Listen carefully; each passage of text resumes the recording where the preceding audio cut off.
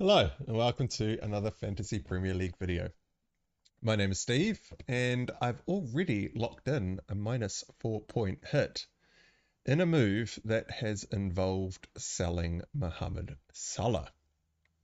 Now I am actually going to be taking another hit this week as well, but I am waiting until tomorrow to see if there's any late breaking news before I lock that move in, as the players that I'm looking to buy and sell are safe from any price drops or price rises.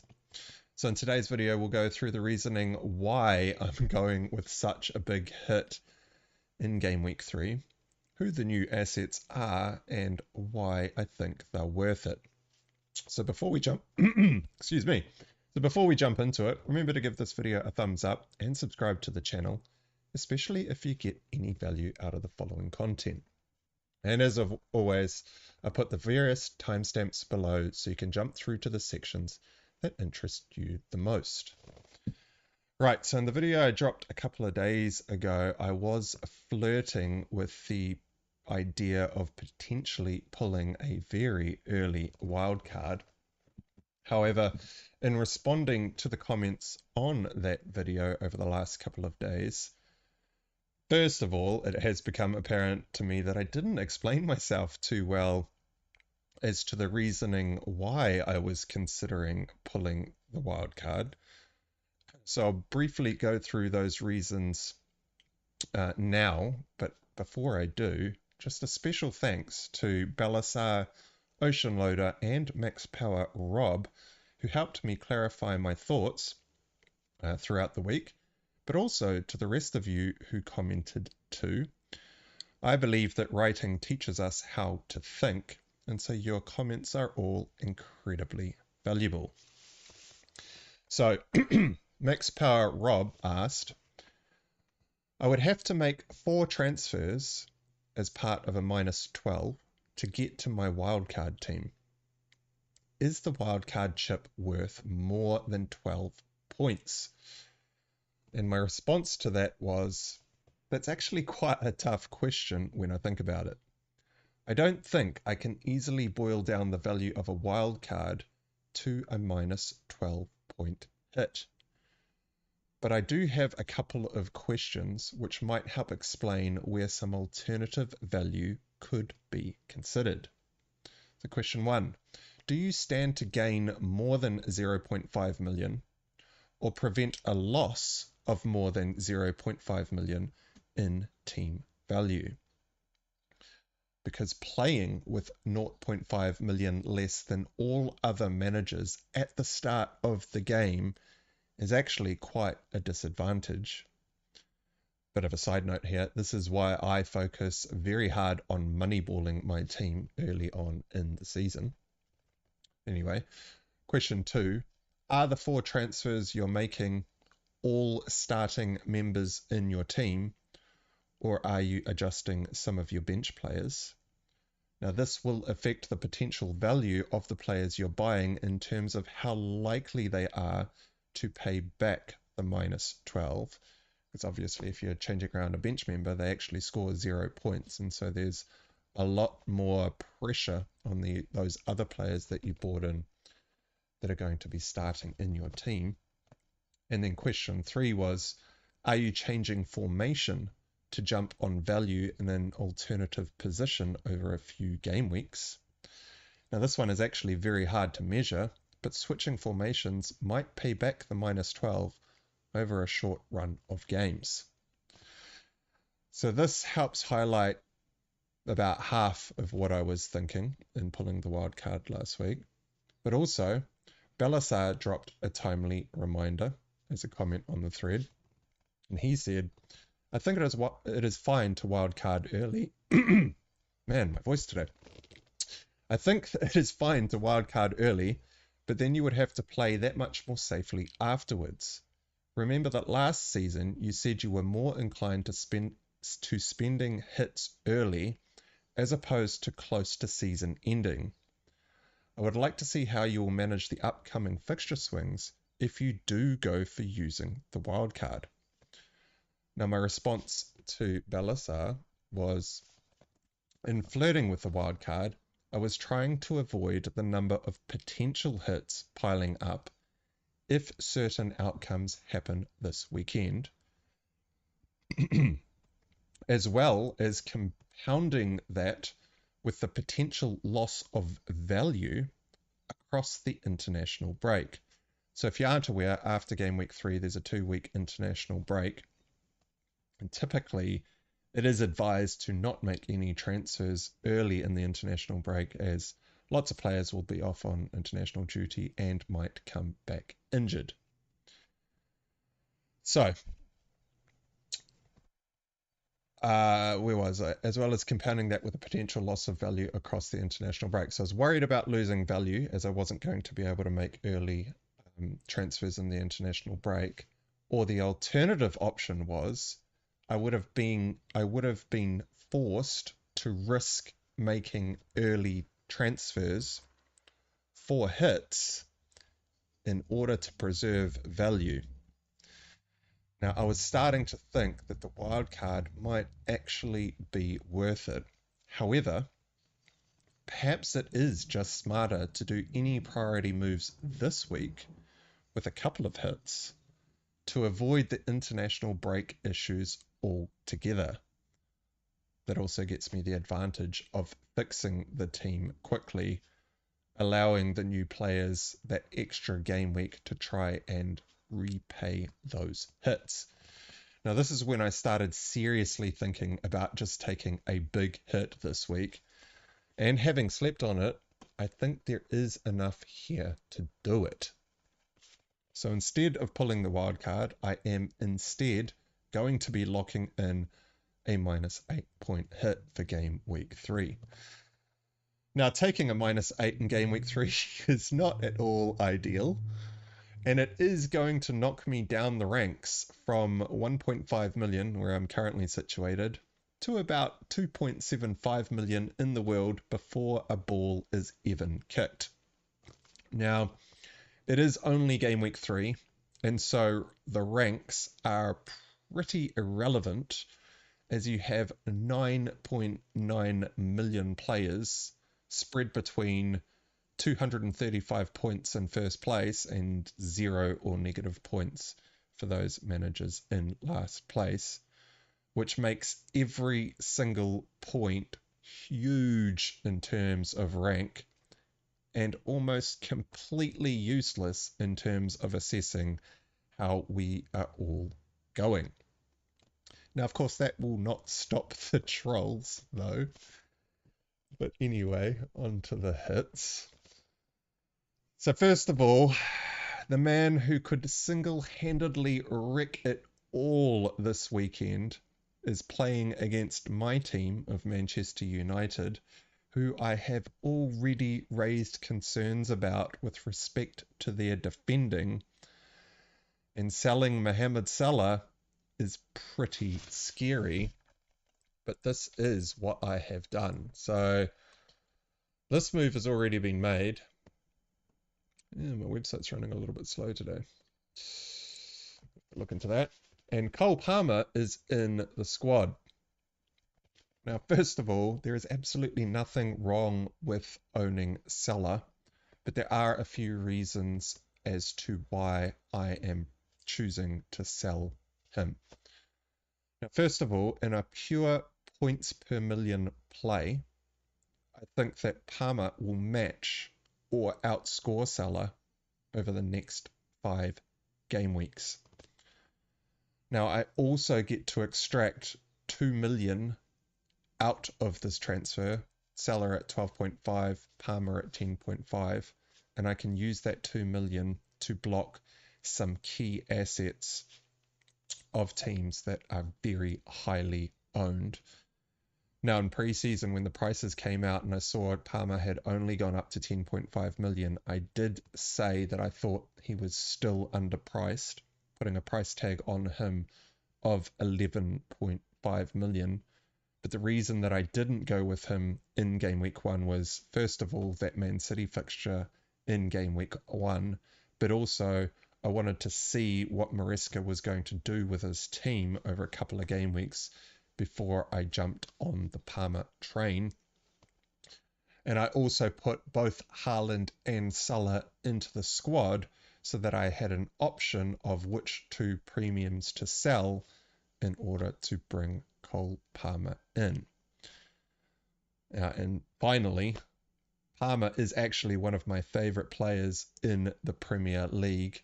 And now that I have seen glimpses of what I think could become a ruthless attacking force at Chelsea, not just Cole Palmer, by the way, but that front line looks like it could score a lot of goals. But because he is one of my favourite players, I also want to back the lad. Now, I can see Salah as being the main reason why this whole plan falls apart. But hopefully we, as in Manchester United, can give them a decent game this weekend at Old Trafford. And hopefully Diogo Dolo keeps Mohamed Salah quiet. Right, so Salah is out, Palmer is in. And my hit is to get rid of Henderson and bring in Raya from Arsenal. Now, taking a hit for a goalkeeper or even making an early goalkeeper transfer is very against my normal FPL philosophy, I suppose, but there are a few reasons as to why I am selling Henderson for a hit. So first of all, I am divesting my Palace defensive exposure, given the first two results. And in doing so, I am prioritizing blocking the Arsenal clean sheets as cheaply as I can. And so Raya is in the team. Raya comes in at 5.5 million, scheduled to go up to 5.6 million, was meant to happen today, will probably happen tomorrow. And Raya is 0.5 million cheaper than the most assured starters of Gabriel and Saliba. But Raya actually has no rotation threat, whereas I am predicting rotation for Gabriel and Saliba this season, given some of the comments that Arteta made in pre-season. This is actually also why I went with Gvardiol over either Gabriel or Raya from Gameweek 1. But the reason why I am taking a hit this week and not delaying it until next, well, not delaying the hit, but not delaying the move until next week, because I could do it for free in Gameweek 4, is that the Brighton fixture is the most likely clean sheet fixture in the next 3 games for Arsenal. And so I think I've got a decent shot at Raya paying me back immediately this week. Now, if he does keep a clean sheet, it basically gets me 1 transfer ahead, because if I don't buy him and delay it until next week to do it for free, I would have otherwise had that free transfer next week to invest elsewhere. So what I am predicting in this move is that Henderson is going to concede. I think he's online for a 0-2 pointer this weekend. And if Raya does get 6 points or above, it actually comes out as a net 0 in terms of points, but it earns me that extra free transfer next week. And so that is why I am taking the hit for Raya this week. And Raya was also 98% through a price rise yesterday, and so I have already pulled the trigger and bought him into the squad. So the -4 is already locked in, and I'm just waiting for more team news before I lock in the next -4. And this one is Lewis Hall out, who I have just bought in last week, which is obviously not ideal. However, the early move last week to sell Kwanzaa was very much driven by the need to preserve value. So I spent a free transfer to buy into Lewis Hall who I thought had the highest upside of players in the 4.5 million bracket if they were all going to start. Now, I did predict Lewis Hall to start last week against Bournemouth, and he was benched. So I got that completely wrong and burnt me instantly because Hall got a 1-pointer, and the next player on my list was Anthony Robertson at Fulham, who got a jammy assist from about halfway and scored about 7 points. So I'm already down on that move last week, and I am now taking a -4 to on-sell Hall this week. Now, I did end up preserving value on Kwanzaa. In fact, he has already dropped again and is now down to 4.3 million. So there's already a 0.2 million loss for any of those players out there any of those managers who held on to Kwanzaa. So I did get the Lewis Hall starting prediction completely wrong.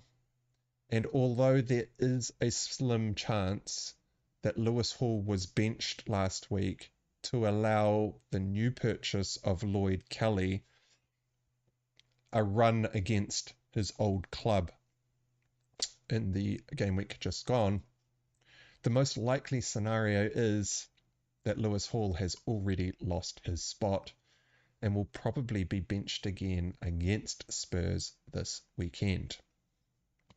Now, given that that is the most likely scenario, selling Hall this week for a hit is doing two things. One, I don't want to compound the Hall mistake by playing him again just to see him come off the bench for another 1-pointer, especially if his replacement of Konate gets a return this weekend. But also, selling Hall this week for a hit is basically realizing my accrued losses of taking on the risk of buying Lewis Hall last week, and I am just fixing the squad. Now, as soon as I recognize my mistakes in FPL, I find it is best to rip the band-aid off and fix them as quickly as possible. It doesn't mean to say that you should rush out and just take hits willy-nilly, but if it is a considered decision and it does make sense, then I think you should act as soon as you figure that out. So I will be buying Konate tomorrow once all the team news is in, and I think he actually has some potential upside this weekend. Now, Konate was unavailable to me last week when I was opting out of Kwanzaa, as I did not have any money in the bank. And I also didn't think my team warranted a hit in Gameweek 2.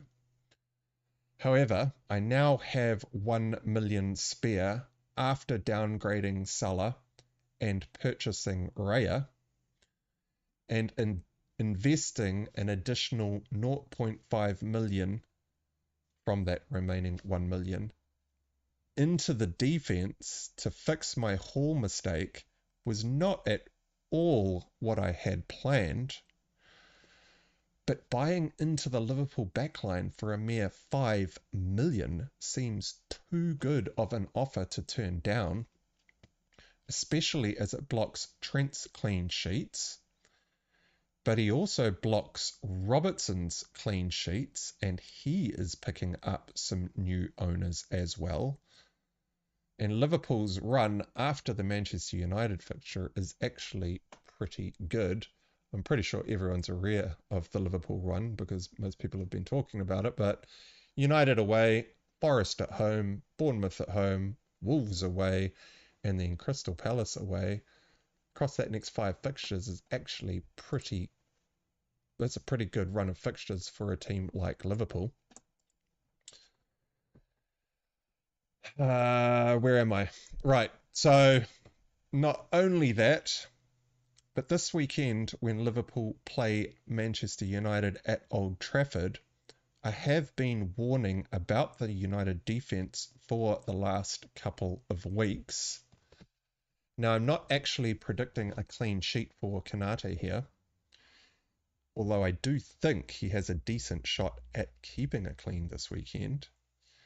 But in the first 2 game weeks, I have noted that amongst other things, the weakness of having Martinez in the squad is that he is near on useless in the box for set pieces. Now this weekend, Manchester United are likely going to line up with either Maguire or potentially De Ligt might get his first start as one of the CBs, and they will probably be lining up alongside Martinez.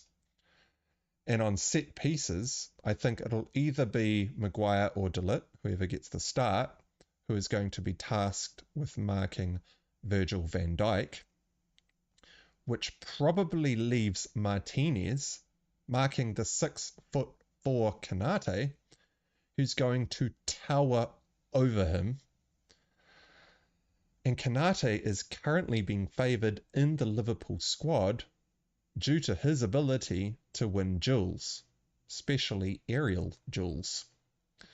Now, I do not at all fancy Martinez's chances standing at just 5'10", and so I think there's an increased likelihood of a headed goal for whoever Martinez happens to be marking, which might in fact be Konate this weekend.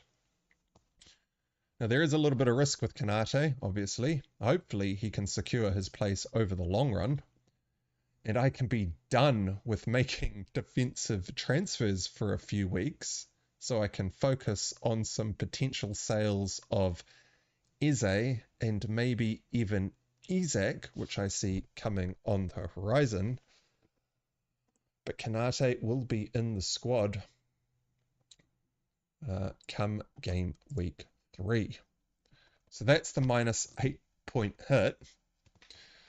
And that just leaves captaincy. So captaincy this week will probably be heavily skewed towards Haaland, given he's 60% owned and has a better fixture on paper than Salah for all those managers who happen to own both assets. I now have the option of Palmer at home to Palace, and I am seriously considering putting the captaincy on him. So both Palace and West Ham have similar XGC over the first 2 game weeks at roughly 3.25 and 3.5 goals respectively. But I feel like West Ham are probably going to be tougher to break down than Palace. Palmer also gets the extra point for goals. And I did say last season that one of the mistakes I think I made was not captaining Palmer enough.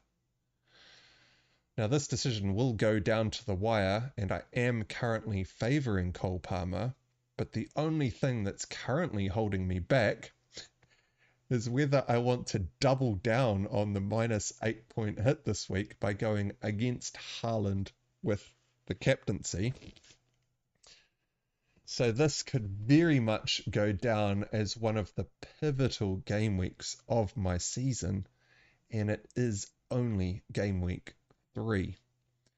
Now I'll either be over the moon or in complete misery next week, but it is definitely going to make for one hell of a weekend of watching football either way. So stay tuned to see how I get on. And alright, well that wraps up this video. So don't forget to like and subscribe and leave us a comment to tell us what you think. Thanks for watching, and I'll see you all again next time.